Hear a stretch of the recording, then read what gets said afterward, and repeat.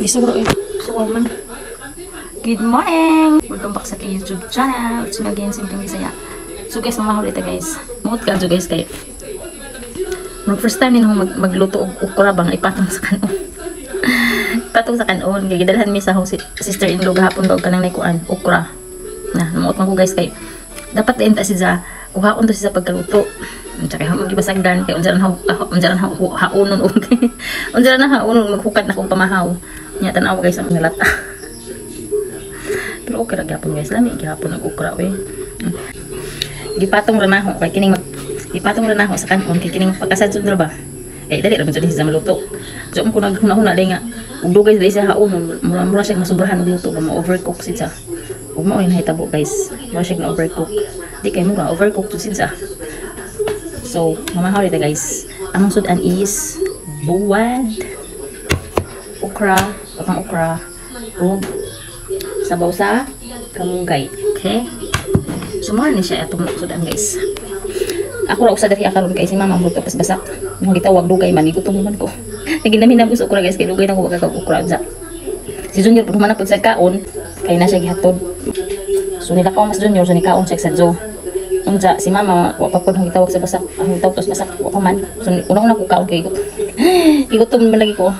So mga unita guys. Sumara ni siya tong kuan buwad.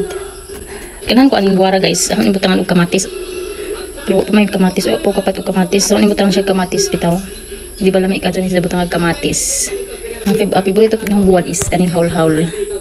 Okay, unuron siya ba? Tsaka rin siya, kano butangan ng kamatis. So papoy kamatis, magpalit pa kong kamatis. May kamatis o okra o laoy nga kamunggay. So kanang laoy nga kamunggay guys, kadalaw sa na buhaton ganahan ko maglaoy kamunggay guys, promise. Kay kato bitong padung ko kuan katong panahon na guys nga kanang mura ko gisubawan katong nagbantay bitaw ko sa saburan. Pagbantay na sa saburan ingat mga after 2 days nagpislo nga ako grabe harahat akong tutunlan sa kanang naay isip uno mo agas rag kalit bitaw maagas rag kalit ang sipon. Pero pagka after 2 days nga to guys nawa ra siya.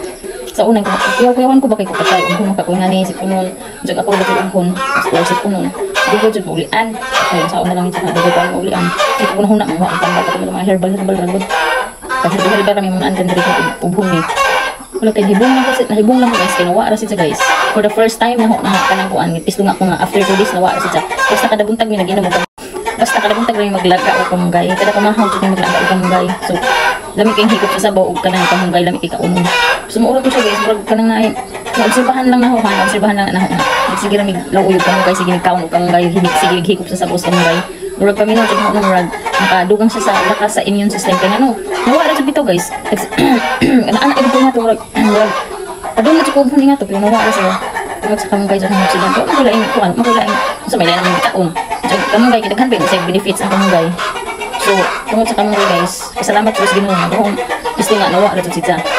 So, mangurog po siya guys. Nakaitas-tas naman akong istorya guys. Mamahaw sa ta guys. Bye! Ingat! Mahaw sa pa.